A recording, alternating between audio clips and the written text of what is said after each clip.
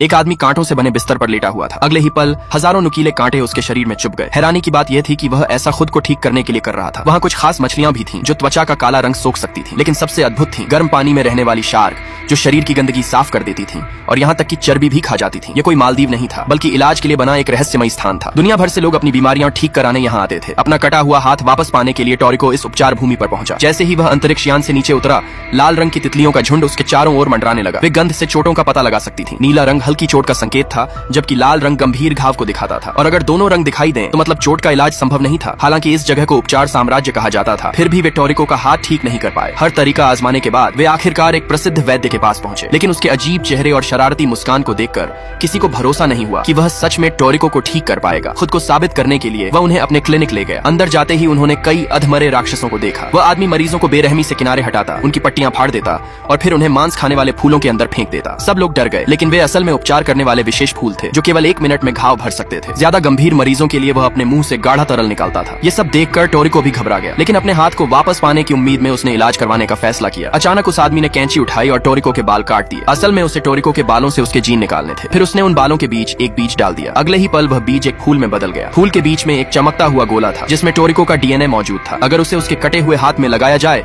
तो हाथ दोबारा उगने की संभावना थी, लेकिन वह गोला बेहद नाजुक था। उसे बहुत सावधानी से संभालना पड़ता था। तभी अचानक उस आदमी को छींक आ गई और वह गोला टूट गया। टोरिको गुस्से से फटने ही वाला था, लेकिन उस आदमी ने जल्दी से बताया कि शरीर के दूसरे हिस्सों के बाल भी इस्तेमाल किए जा सकते हैं। दूसरा चमकता हुआ गोला सफलतापूर्वक उसके शरीर में लगा दिया गया। इसके बाद टोरिको को पोषक तत्वों से भरे तरल में रहना था ताकि उसका शरीर ठीक रह सके। लेकिन तभी अचानक वह खड़ा हो गया। अगले ही पल उसका शरीर तेजी से सिकुड़ने लगा।